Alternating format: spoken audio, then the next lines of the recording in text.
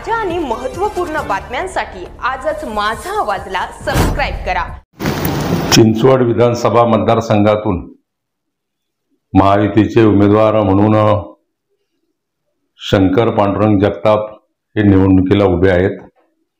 महायुतीच्या घटक पक्षाचा सहकारी म्हणून शिवसेना पक्षाच्या माध्यमातून पूर्णपणे आमचं सहकार्य महायुतीचे उमेदवार शंकर जगताप यांना आहे आणि प्रचार हा आता अंतिम टप्प्यात आलेला आहे। प्रचारामध्ये सर्वाधिक जास्त आघाडी महायुतीचे उमेदवार शंकर जगताप यांनी घेतलेली आहे। आपण पाहिलं असेल प्रचंड मोठा प्रतिसाद या चिंचवड विधानसभा मतदारसंघातून महायुतीच्या उमेदवाराला मिळतो आहे आणि मोठ्या मताधिक्यानं शंकर जगताप हे निवडून येतील। त्यांनी त्यांच्या राजकीय जीवनाची कारकीर्द पिंपरी चिंचवड महापालिकेच्या नगरसेवक पदापासून चालू केली आणि या परिसरामध्ये विविध विकास कामं करण्यामध्ये त्यांचा सहभाग राहिलेला आहे। मला 100% खात्री आहे येणाऱ्या निवडणुकीमध्ये महायुतीचे उमेदवार शंकर पांडुरंग जगताप हे प्रचंड बहुमताने विजयी होतील। त्यांची निशाणी आहे कमळ आणि मला 100% खात्री आहे चिंचवड विधानसभा मतदारसंघातील मतदार शंकर पांडुरंग जगताप या महायुतीच्या उमेदवाराला नक्की विजयी करते। आपण प्रचारातले काय मुद्दे राहिले गेले प्रचाराला ती वेळ कमीच राहिला पण जो प्रचार झाला तो प्रचारातले मुद्दे काय ठरले?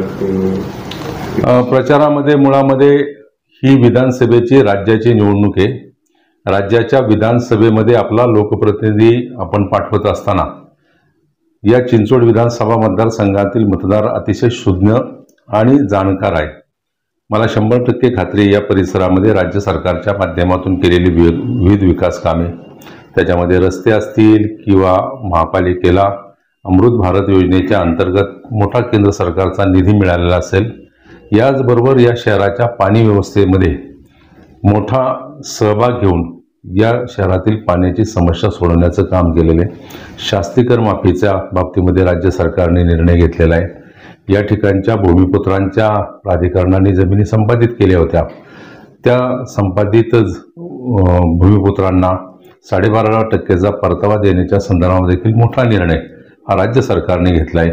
मुख्यमंत्री माझी लाडकी बहीण योजनेच्या अंतर्गत राज्य सरकारच्या माध्यमातून पिंपरी चिंचवड शहरातील हजारो महिलांना त्यांच्या खात्यामध्ये 7,500 रुपये देखील राज्य सरकारच्या माध्यमातून मुख्यमंत्री माझी लाडकी बहिणी योजनेच्या अंतर्गत त्या ठिकाणी मिळालेले आहेत आणि मला एकंदर खात्री आहे गेल्या 2.5 वर्षामध्ये राज्याचे मुख्यमंत्री सन्माननीय एकनाथजी शिंदे साहेब त्याचबरोबर दोन्ही उपमुख्यमंत्री देवेंद्रजी आदित्यदादा यांच्या माध्यमातून विविध विकास कामे या पिंपरी चिंचवड शहरामध्ये झालेली आपण पाहतो।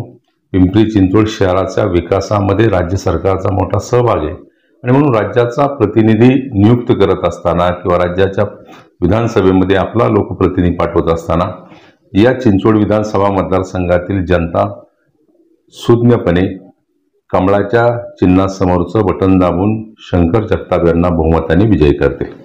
आपण काल महाआघाडीची बाहेर गार्डन सभा झाली आणि त्या सभेमध्ये शरद पवार यांचं भाषण झालं। शरद पवारच्या बाबतीत सांगितलं जातं की ते जर या भागात शेवटची सभा घेतील किंवा ते येऊन जातील तर ते मतावर काय परिणाम होतो किंवा प्रभाव पडतो, तर असं काय जाणवतं आपल्याला? विरोधी पक्ष म्हणून विरोधी पक्षाची भूमिका आणि विरोधी पक्षाचा प्रचार प्रामुख्याने ते करतात। खरं तर मी कुणाचा नावाचा उल्लेख करणार नाही, परंतु आपण जर पाहिलं या चिंचवड विधानसभा मतदारसंघामध्ये विरोधी पक्षाचा उमेदवार हा अतिशय कमजोर आहे। विरोधी पक्षाच्या उमेदवाराला पराभव महायुतीच्या उमेदवाराच्या माध्यमातून हजारोच्या संख्येनं होईल आणि मला खात्री आहे की हा चिंचवडचा बालेकिल्ला महायुती अभेद्य राखेल। आता तुम्हाला ज्यावेळेस लोकसभेच्या निवडणुकीमध्ये शंकर जगतापांना मोठं लीड दिलं होतं त्याचा उल्लेखही तुम्ही मी तुम्हाला सांगतो चिंचवड विधानसभा मतदारसंघामध्ये गेले अनेक वर्ष मी काम करतो। या मतदारसंघामध्ये माझी स्वतःची नाळ सर्वसामान्य नागरिकांशी जोडलेली आहे आणि महायुतीच्या घटक पक्षाच्या कार्यकर्त्यांनी माझं चांगलं काम केलेलं, त्याच्यामध्ये काही अपवाद वगळता त्यामुळे बेसिबेक कुणी एकाने काम केलं याहीपेक्षा या मतदारसंघातील मतदारांनी माझा विजय निश्चित केला होता. अनेकांनी वल्गना केल्या होत्या, पण त्या वल्गना हवेतच गेलेल्या. आणि मला 100% खात्री आहे की शेवट मतदार हा त्या कामावरती विश्वास ठेवतो, मतदार हा त्या व्यक्तिमत्वावरती विश्वास ठेवतो, आणि मतदार हा राज्यामध्ये किंवा देशामध्ये कोणाचं सरकार येणार आहे त्या दृष्टिकोनातून त्याच्यावर देखील विश्वास ठेवतो. मला खात्री आहे की राज्यामध्ये पुन्हा एकदा महायुतीचं सरकार येणार आहे. मला 100% खात्री आहे. शिंदे साहेबांचं नेतृत्व गेले 2.5 वर्ष राज्यातील जनतेने मान्य केलेले आहे. अनेक विकास कामं, ते कामगारांसाठी असेल, शेतकऱ्यांसाठी असेल, महिलांसाठी असेल, अनेक विकास कामं केलेले, अनेकांना मदत करण्याचं काम या राज्य सरकारच्या माध्यमातून झालेले आहे. आणि मला खात्री आहे की येणाऱ्या निवडणुकीमध्ये या मतदारसंघातून महायुतीचाच उमेदवार विजय होईल. आपण चिंचवड, भोसरी आणि मावळ या पट्ट्यामध्ये तुम्ही तुमचं बरंचसं माहिती आहे, तर काय परिस्थिती होऊ शकते चारही मतदारसंघ? मी तुम्हाला सांगतो, या 4ही विधानसभा मतदारसंघामध्ये महायुतीचेच उमेदवार विजय होईल. या मतदारसंघामध्ये असणारे उमेदवार सक्षम आहेत आणि महायुतीचं काम गेल्या 2.5 वर्षामध्ये आपण पाहिलं तर अतिशय प्रभावीपणे काम जनतेसाठी झालेले आणि एक जनतेचा विश्वास निर्माण करणारं सरकार म्हणून महायुतीच्या सरकारकडे पाहतोय. आपण जर पाहिलं, सर्वसामान्य कार्यकर्ता ते राज्याचे मुख्यमंत्री असा प्रवास राज्याचे मुख्यमंत्री सन्माननीय एकनाथजी शिंदे साहेब झालेला आहे. आणि त्यांच्या माध्यमातून अनेक योजना ज्या गेल्या कित्येक वर्ष या राज्य सरकारच्या माध्यमातून झाल्या नाही, कित्येक वर्षापासून असलेली प्रलंबित कामे हे मार्गी लावण्याचं काम या सरकारने केलेलं आहे. आणि या महाराष्ट्रातील जनतेचा पूर्णपणे विश्वास या सरकारवरती आहे. आणि म्हणून येणाऱ्या कालावधीमध्ये येत्या 20 तारखेला या 4ही विधानसभा मतदारसंघामध्ये महायुतीचे उमेदवार विजयी होते.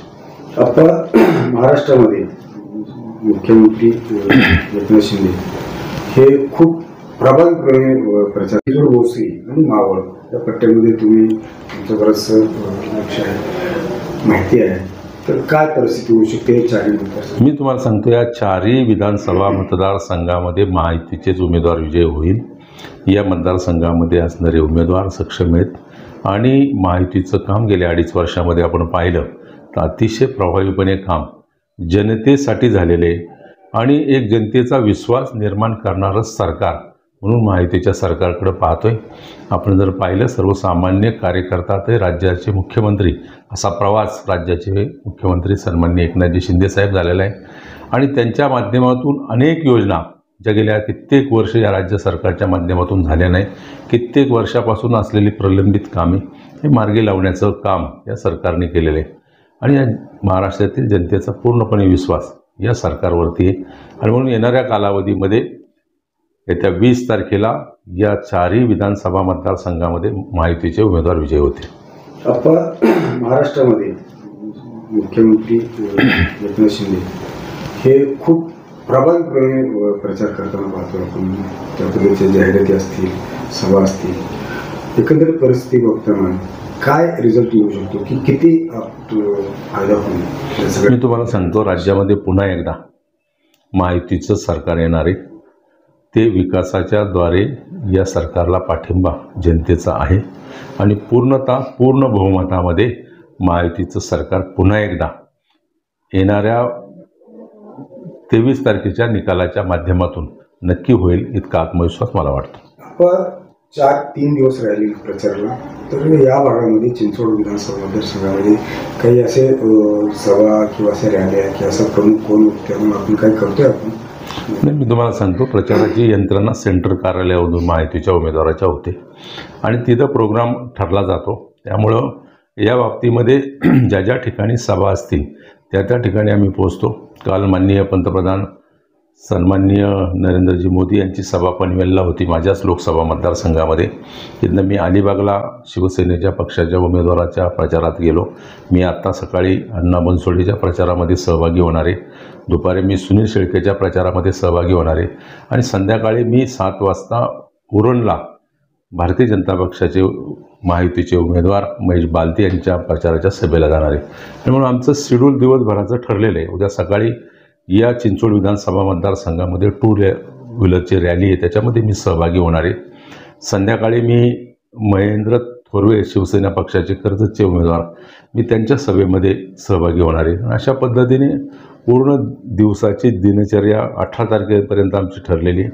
प्रत्येक भागामध्ये जाऊन, प्रत्येक विधानसभा क्षेत्रामध्ये जाऊन त्या उमेदवाराला मदत करणं हे लोकप्रतिनिधी म्हणून आणि या परिसरातील महायुतीचा एक घटक पक्षाचा सहकारी म्हणून माझं कर्तव्य आहे. आपण शेवटचा प्रश्न माझा की यापूर्वीचे निवडणुकीचे अंदाज अनेक अचूक आले तुमचे, चिंचवडमध्ये काय होऊ शकतं? नाही, चिंचवड विधानसभा मतदारसंघामध्ये मोठ्या मताधिक्यानं शंकर जगताप विजय होईल. जोपर्यंत मतदारांनीच मतदान केलं नाही तोपर्यंत अंदाज बांधणं चुकीचं होईल. मतदानाची टक्केवारी किती होती आणि त्या टक्केवारीच्या नुसार अंदाज नक्कीच बांधला जाईल. मी तुम्हाला खात्रीशीर सांगतो, येणाऱ्या 22 तारखेला या संदर्भात मी निश्चितपणे किती मताधिक्याने विजय होईल हे तुम्हाला सांगेल. थोडक्यात आव्हान काय करायला मतदारांना? मी आपल्या माध्यमातून मतदाराला आव्हान करतो की ही निवडणूक 5 वर्षातून एकदा येते. राज्याचा प्रतिनिधित्व ठरवण्याच्या संदर्भामध्ये ही महत्त्वपूर्ण निवडणूक आहे. मतदारांनी 100% मतदान करावं, आपल्या पसंतीच्या उमेदवाराला निश्चित द्यावं. परंतु गेली अनेक वर्ष या राज्याच्या नेतृत्वामध्ये काम करणारे आमचे ज्येष्ठ सहकारी हे अतिशय प्रभावीपणे काम करतात आणि पुन्हा एकदा राज्यामध्ये महायुतीचं सरकार यावं या दृष्टिकोनातून ज्या ज्या ठिकाणी महायुतीचे उमेदवार आहेत त्यांना मदत करावी अशा प्रकारचं आवाहन करतो. आपण सर्वजण जाणकार आहात. या शहराच्या प्रगतीसाठी, या राज्याच्या प्रगतीसाठी आपण महायुतीच्या उमेदवाराला विजयी करावं, याचबरोबर 100% आपण मतदान करावं अशा प्रकारचं आवाहन करतो. धन्यवाद.